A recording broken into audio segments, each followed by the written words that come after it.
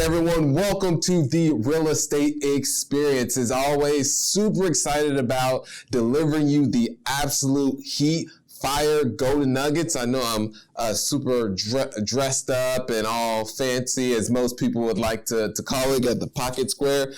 Comment below, let me know what you think about the Pocket Square that I have going on today. And one thing I want to mention, those of you who do leave a rating on the podcast, whether that is subscribing, going to iTunes, or SoundCloud, World Star Hip Hop. I'm not on World Star Hip Hop, but by leaving a rating and then screenshotting that and then sending it to Faye at sterlingwhiteofficial.com. That is Faye at sterlingwhiteofficial.com. And that is F-A-E. One more time, that is F-A-E. So send that email once you leave that rating, and you'll be entered in the 31-day challenge. Actually, for a chance, one person will be picked. Actually, I'm going to give two of those away. Two people will be picked to be entered into the 31-day real estate challenge, where there's tons of daily missions, tactical mindset of ways to get your first deal or even your next one that you're working towards, building a team,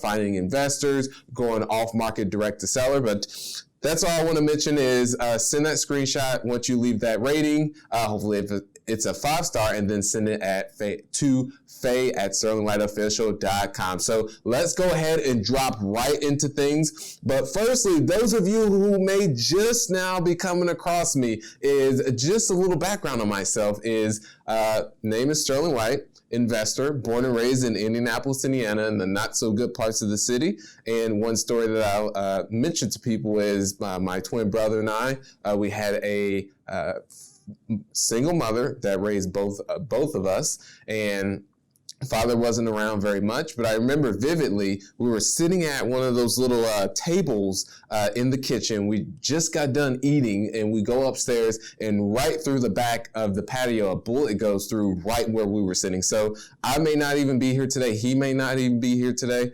So that is one thing why I'm constantly just pushing to become the best version of myself and ultimately get back to those others who grew up where I grew up. So fast forward, got started in real estate 2009. On the construction side, that's when I fell in love with real estate, but not so much the construction. And then shortly after that, that's when I found a mentor, was able to get my first deal at the age of 23 years old. I had no money whatsoever, negative funds that I over withdrew my bank account, no credit, wouldn't even register when you would pull it. However, I did not allow that to be a crutch. I just determined what the problem was to be solved. I was at A, needed to get to Z, and then to bridge the gap. There's always some way to figure something out. Well, that's just one of my personal philosophies. And then was able to get up to 150 single families. 2017 shifted to multifamily, was able to get the portfolio to just under 600 units, and right now have since sold some, so now portfolio is closer to about 400, actually just a little bit over 300 at this present time. Sold apartments and exited out of all of those single families. So to each his own on single families. I enjoy the multi-family side a lot more, and more than happy to, if you all happen to have any questions that I don't answer on these podcasts, comment below. Let's get a conversation going. I do read those comments. And so through that is, I'm not perfect by any means. I still make mistakes to this day as a entrepreneur in this industry.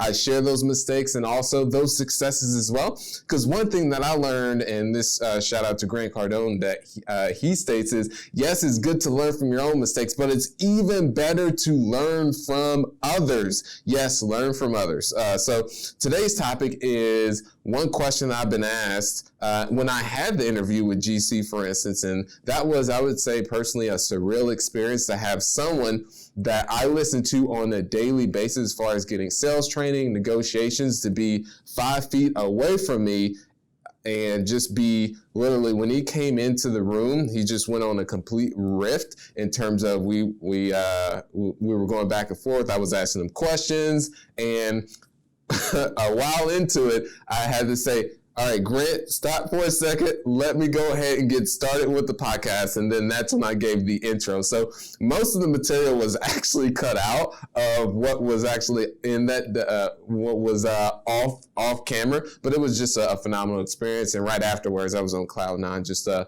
little bit, but was able to come down and say, hey, these are ultimately and this is one of the quotes I like to say is, you are where you are based upon all the choices that you made to get to where you are now. So I made a lot of good choices to put myself in the position to be sitting across from that individual. And the thing is that I had him on my podcast, so he should be honored too. So yeah, you get where I'm going with that. But let's go ahead and go into the question, which it says, what does it mean when a buyer has full control at the end of the deal? So that was one of the discussions that we went into, and I wanted to dig a little bit deeper. So many things I wanted to dig more deeper into, but this specifically means that at the end of a transaction, whether you're buying someone's property, that at the end of the deal, let's say days before closing or even minutes, that you have the utmost control as a buyer, and the seller is more at your mercy. And meaning that in that is a buyer has so many outs that they can use, meaning they can put it on them wanting to get a concession on price that as a way out, or they uncover something unforeseen in a due diligence and be able to use that as a concession or a way out. And the thing is, even though you have your earnest money that's down, let's say it's $1 million, that the seller, if they want to sue you for that $1 million, then that's a whole nother headache and a process in itself. That the property would be tied up. You have to go through all the mentalness that goes with the legal side, hiring attorneys. So that also is why the buyer has more control. So the thing is and this is what I've learned too, I've used this, but it was more of an absolute to where it was needed. Because the thing is, if you are constantly using this in negotiations and you know the power of this, then you will be known as what you would call in the commercial space, specifically multifamily, a retrader, which is just another word for renegotiating. And if you're known for that right before closing, pulling out of the deal, or just saying you need a concession of, let's say, $500,000 on, let's say, a $1.5 million purchase, if you're known for that, then brokers won't want to deal with you. You'll get that reputation. So brokers won't want to work with you. Sellers won't want to work with you. So I would say in this type of scenario what I found is it's more optimal to when in due diligence, for instance, and something comes up as a red flag that you did not foresee. So I'll give you a prime example with an 80 unit acquisition that I had. This was in Louisville, Kentucky, that after the due diligence, it was uncovered that there was about $300,000 worth of work that was just not even, the context was not given. And that was only found out through doing the deeper dive in terms of walking all the units and then seeing that, okay, there's some foundation issues, not heavy foundation issues, but there were just some things that were just unforeseen and was not anticipated in the budget. And the seller did not provide that context. So instead of waiting until all the way right before the closing, soon as that was figured out, ended up going to the seller and said, hey,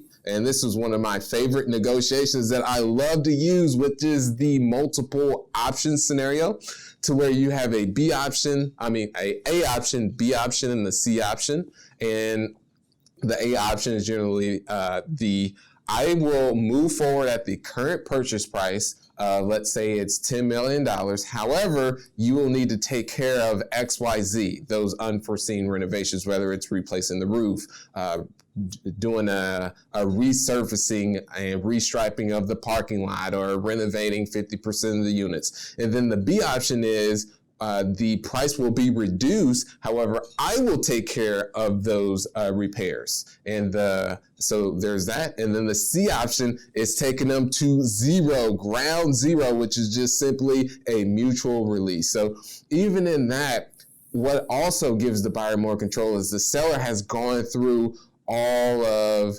the notifying the residents that there's been a sale, and even the staff that there's been a sale. So there's all these things that just goes into allowing the buyer to have that much more control in the transaction. So the further along you get, the more control.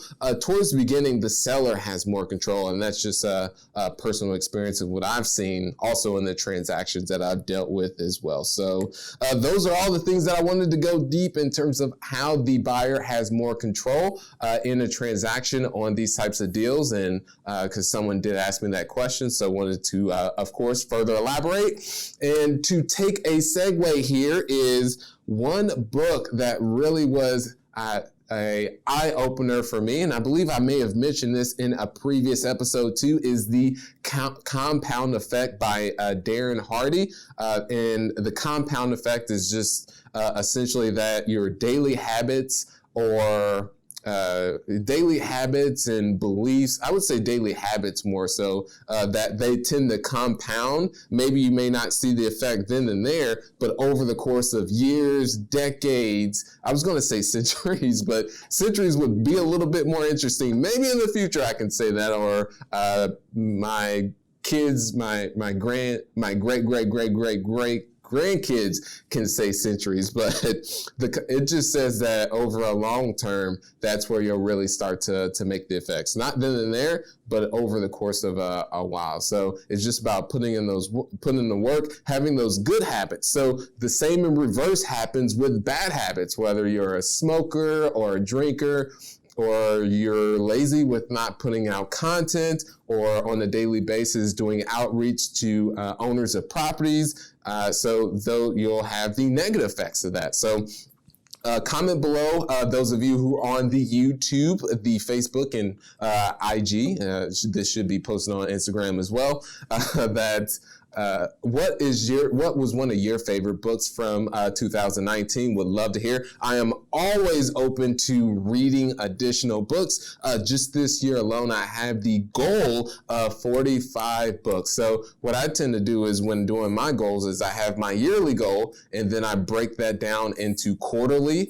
And in addition to that, oftentimes I will break that down into weekly, so I know whether I'm on track or off track. Because myself personally, I write my goals down every single day. And with that, it allows me to know where I'm going and whether or not I'm on track versus off track, versus writing my goals down once at the beginning of, let's say, 2020, and then at the end of the year looking at them. I believe that constantly have to be on top of those and know where you're at as far as your stats. So, and just finishing off, those of you who have not jumped into the 31-day challenge, you will definitely want to do that. And I keep forgetting there's people also that are on iTunes as well. So I know I keep mentioning about comment below. If you are in the shower while you're listening to this, driving, please do not just pull out your phone and then try and comment below. Yeah, and those of you who send the screenshot and rate the podcast, send that to Faye at sterlingwhiteofficial.com. That is FAE, and we will enter in 2 people to that 31-day challenge. So everyone, thank you so much, and I will see you on the next episode of the Real Estate Experience. Let's go. Have a great one. Thanks for listening to the Real Estate Experience. If this has brought you any value, please subscribe and leave a 5-star rating. It would mean the world to me. Now go out there and crush it.